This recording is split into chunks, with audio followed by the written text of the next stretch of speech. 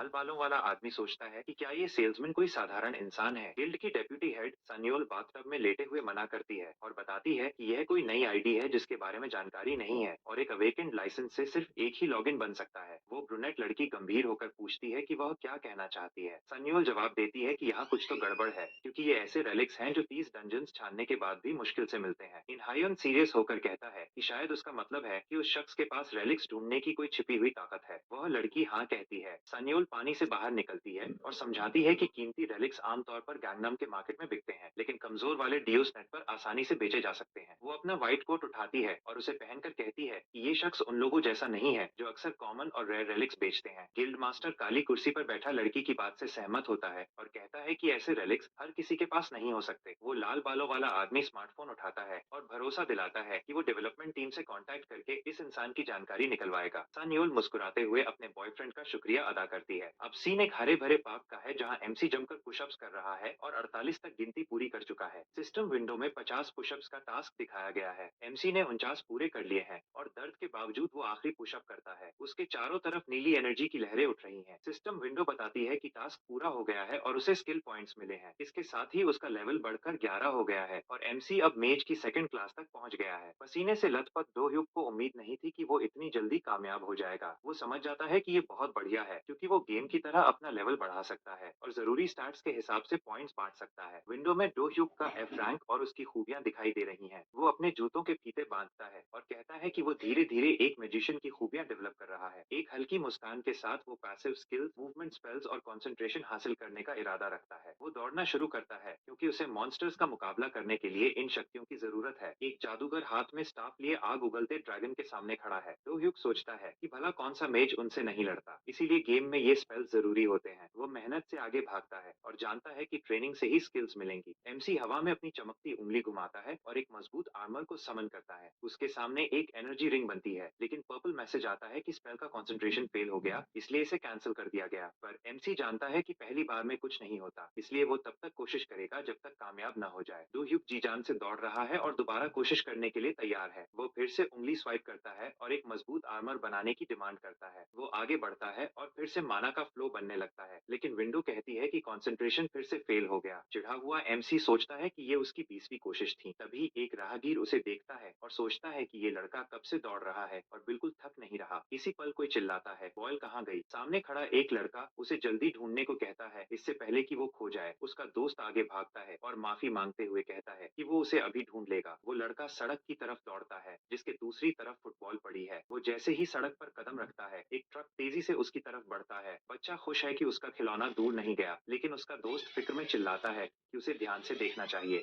तभी डोह्युक उस बच्चे को सड़क पर देख लेता है और तुरंत मदद के लिए लपकता है। दांत पीसते हुए एमसी आगे बढ़ता है। बच्चा बॉल उठाने ही वाला होता है कि ट्रक उसके बिल्कुल करीब आ जाता है। वो घबरा कर पीछे मुड़ता है और ट्रक को देखते ही सन्न रह जाता है। ट्रक उसे टक्कर मारने ही वाला होता है कि एमसी एक बार फिर अपना आर्मर समन करता है। वह अपने शरीर से बच्चे को ढक लेता है और टक्कर हो जाती है। एमसी ने अपने हाथ क्रॉस करके उस ट्रक को रोक दिया है। उसके शरीर के चारों तरफ एक नीली चमक है और उसके गाल पर एक छोटा सा कट लगा है। वो देखता है कि आर्मर ने पूरे शरीर को कवर नहीं किया था। वो बच्चे से पूछता है कि क्या वो ठीक है। बच्चा उसे हैरानी से देखता रह जाता है और चुप रहता है। फिर उसकी आंखों में चमक आ जाती है और वो पूछता है कि क्या वो कोई सुपर हीरो है। डोह्युक उसे ताज्जुब से देखता है। सिस्टम विंडोज एक्टिवेट हो जाती हैं और उसे मूवमेंट स्पेल और कंसंट्रेशन की शक्ति मिलने का नोटिफिकेशन मिलता है। बच्चा पूछता है कि क्या उसका रक्षक ठीक है। वो बैठकर मुस्कुराते हुए कहता है कि सब ठीक है और उसे खुशी है कि बच्चे को चोट नहीं लगी। जब एमसी बच्चे का सिर सहलाता है तो वो खुश हो जाता है। लोग जमा हो जाते हैं और एम्बुलेंस बुलाने की बात करते हैं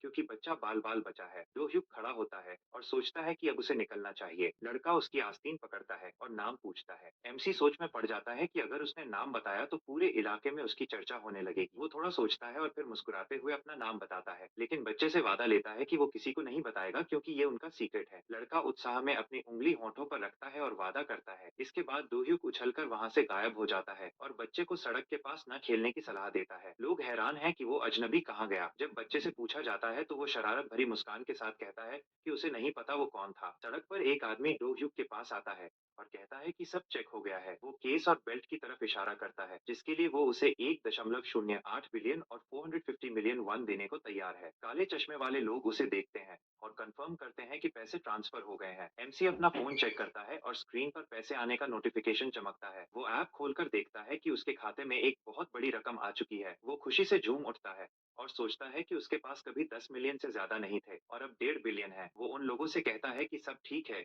और वे डील के लिए उसका शुक्रिया अदा करते हैं। डू ह्यूग सड़क पर अकेला खड़ा मुस्कुराता है और सोचता है कि आज बहुत कुछ हुआ। घर जाते समय चिकन ले लेना चाहिए। अगले दिन लोग बस स्टॉप पर बस का इंतजार कर रहे हैं। एमसी फुटपाथ पर उतरता है और हाथ जेब में डालकर रुक जाता है। वो स्कोरबोर्ड पर देखता है कि कौन सी बस पाथ ऑफ द अवेकेंड की तरफ जा रही है। उसे बस का नंबर मिल जाता है और वो देखता है कि अभी 15 मिनट बाकी हैं। अचानक उसे अपने पैरों के नीचे कंपन महसूस होता है। वो दांत पीसते हुए सोचता है कि क्या ये एक और डैश डैश डैश है। उसे गॉब्लिन्स की लाल आंखें और उस मारे गए अवेकेंड आदमी की याद आती है। वो सोचता है कि गेट कहाँ खुलेगा। तभी कोई उसके पैरों पर गिर जाता है। डू ह्यूक उस आदमी से पूछता है कि क्या वो ठीक है। वो आदमी ऊपर की तरफ इशारा करता है। एमसी ऊपर देखता है और हैरान रह जाता है।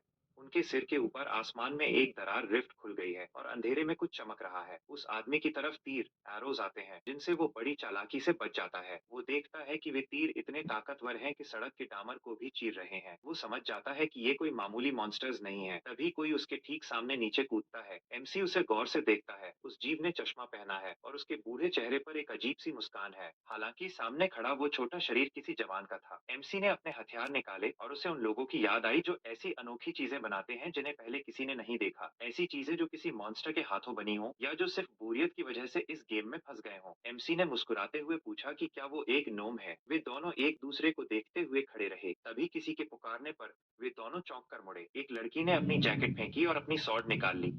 उसने गुस्से में अपनी भौहें सिकोड़ी और उसे लड़ने के लिए ललकारा। बिना जवाब का इंतजार किए वो स्वॉर्ड्समैन हमला करने के लिए झपटी। वह अजनबी उस मॉन्स्टर की तरफ बढ़ रहा था। उस ड्वार्फ ने गुस्से में सबको इकट्ठा होने का इशारा किया। उसके पीछे उसके कई साथी आ गए। उन सबने अपनी क्रॉसबोज उस लड़की की तरफ तान दी। एरोज की बौछार उसकी ओर बढ़ी। उसने अपनी आंखें फाड़ ली और अपनी गलती का एहसास होते ही दांत पीस लिए। एरोज उसके शरीर के आर पार होने ही वाले थे, लेकिन प्रोटेक्टिव कवरिंग की वजह से वे उसे छू भी नहीं पाए, जिसे देखकर वो स्वॉर्ड्समैन खुद हैरान रह गई। एमसी ने अपनी उंगली आगे बढ़ाई और बुदबुदाया कि उसके पास ये करने के लिए बहुत कम समय था। लड़की ने पीछे मुड़कर देखा और उसे एहसास हुआ कि एमसी ने उसे बचाया है। तभी वो चिल्लाया कि इधर उधर देखना बंद करो। उन नोम्स में से एक पहले ही उस पर हमला करने के लिए वार कर चुका था। उस अवेकेंड महिला ने अपने हाथ क्रॉस करके वार को रोका। अचानक उस मॉन्स्टर पर मैजिक प्रोजेक्टाइल से हमला हुआ और उसका सिर सफाई से कट गया। वो लड़की हक्का बक्का रह गई और डर के मारे कांपने लगी। लुह्युक उसके सामने खड़ा हुआ और उसे वहां से जाने की सलाह दी, क्योंकि यहाँ खतरा था। लेकिन उसने पलटकर कहा कि उसे एक अवेकेंड की तरह लड़ना ही होगा। तभी उस रिफ्ट से आर्मर पहने कोई बाहर कूदा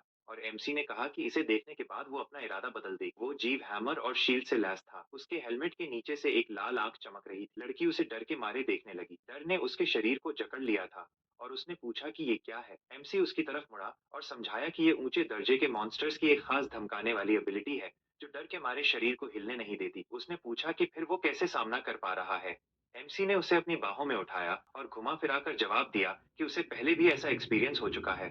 वो उस लड़की को लेकर जमीन से ऊपर उछला। लड़की अपने रक्षक की ओर देखते हुए हल्की सी शर्मा गई। वो उसे लेकर एक सेफ प्लेस पर उतरा। उसने लड़की से कहा कि भले ही उसने शील्ड का इस्तेमाल किया था, लेकिन एरोस के हमले से वो अभी भी सदमे में होगी, इसलिए उसे आराम करना चाहिए। उसने शुक्रिया कहा। एमसी ने नीचे देखा और उसकी सॉर्ड रेपियर उधार मांगी। उस लड़की ने अपना हथियार उसे दे दिया और एरोस से सावधान रहने की सलाह दी, क्योंकि ये सॉर्ड उनके खिलाफ ज्यादा असरदार नहीं थी। एमसी ने तलवार की धार पर उंगली फेरते हुए उसे परखा और तय किया कि इससे काम चल जाएगा। वो तुरंत उस रिफ्ट वाली जगह की तरफ भागा। उसने छलांग लगाई और अपने दुश्मनों को ऊपर से देखा। सड़क पर नोम्स घूम रहे थे, जिनमें से 10 हैमर्स वाले थे और 9 आर्चर्स। उनके पीछे आर्मर पहने उनका कैप्टन खड़ा था। एमसी ने गुस्से में सोचा कि इतने भारी इक्विपमेंट के साथ वो उसे सिर्फ मैजिक प्रोजेक्टाइल से नहीं हरा पाएगा, इसलिए प्यादों से शुरुआत करना बेहतर होगा। उसे उस शील्ड के चारों ओर एक अजीब सी हरी चमक दिखाई दी, जो उसे संदिग्ध लगी। उसने हवा में उंगली घुमाई और मैजिक हार्मनी को एक्टिवेट किया। उसने मैजिक प्रोजेक्टाइल से हमला किया और फिर जमीन पर उतरा। डूह्यूक मुस्कुराया और नोटिस किया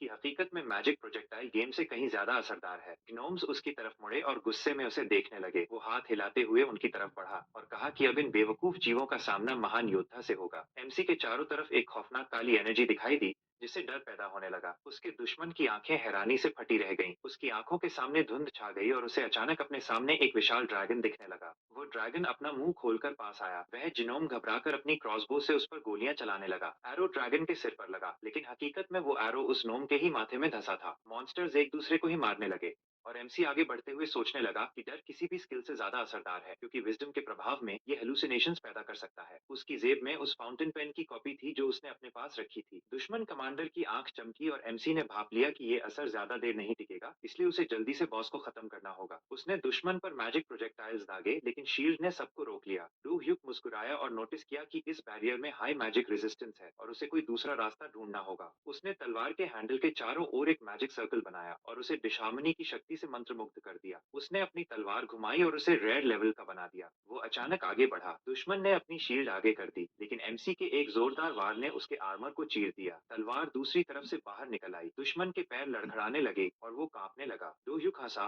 और बोला कि उसने अपनी शील्ड पर बहुत ज्यादा भरोसा कर लिया था। वो जिनोम खुद को संभालने की कोशिश करने लगा। उसके हेलमेट की जाली अलग होकर जमीन पर गिर गई। एमसी की आंखें फटी रह गईं। अंदर सब खाली था, बस एक लाल जलती हुई गेंद जैसी आंख चमक रही थी। वो पीछे हटा।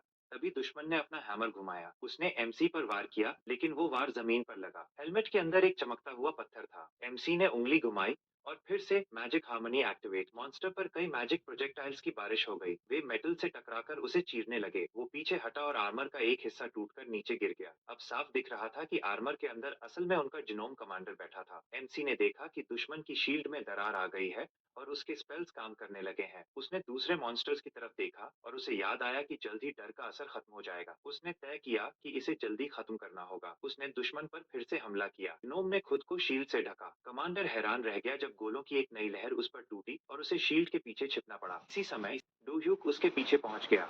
उसने मॉन्स्टर के साइड में और फिर पीठ पर कई वार किए। एमसी तेजी से चारों तरफ दौड़ते हुए उसे निशाना बना रहा था। ग्नोम वार रोकने के लिए दुबक गया। एमसी मुस्कुराया और सोचा कि अगर दुश्मन उसे सिर्फ एक मामूली मैजिशियन समझ रहा है, तो ये उसकी बड़ी भूल है। वो हवा में उछला और तलवार घुमाई। उसने फिर से मैजिक हार्मनी का इस्तेमाल किया। ऊपर से दुश्मन पर कई मैजिक प्रोजेक्टाइल्स की बौछार हुई। उस ग्नोम का शरीर टुकड़े टुकड़े हो गया और हर तरफ धूल उड़ गई। एमसी खून के गड्ढे और दुश्मन की लाश के पास खड़ा था। उसने मुड़कर देखा कि अब सिर्फ कुछ ही बचे हैं। वे नोम्स होश में आकर खड़े हुए, लेकिन कुछ ही पलों में एमसी ने उन सबको जमीन पर ढेर कर दिया। डोह्युक एक बेंच पर बैठा और सोचने लगा कि शुक्र है इस बार सिर्फ लीडर के पास जादुई शील्ड थी, लेकिन अगली बार कुछ भी हो सकता है। इसलिए उसे जल्दी ही सेकंड क्लास स्पेल्स ढूंढने होंगे। तभी एक महिला उसके पास आई। यूनसू ने मुस्कुराते हुए कहा कि वे अब अक्सर मिलने लगे हैं। उसने दूसरी तरफ देखते हुए पूछा कि क्या उसने वाकई ये सब अकेले किया है। एमसी ने हाँ कहा तो उसने पूछा, और उस लड़की किमली यूनियन का क्या हुआ? वो सॉर्ड्समैन अब दूसरे एजेंट से बात कर रही थी और एमसी ने बताया कि वो शुरुआत में ही घायल हो गई थी, इसलिए वो उसे दूर ले गया था। उसने यूनसू की तरफ देखा और कहा कि वो इस आउटब्रेक के कॉम्पेंसेशन के बारे में बात करना चाहता है। उसे याद आया कि जब भी अवेकेंड लोग किसी अचानक हुए आउटब्रेक को रोकते हैं, तो उन्हें लूट के सामान में से हिस्सा मिलता है। यूनसू मुस्कुराई और बोली कि इस बारे में चिंता करने की जरूरत नहीं है।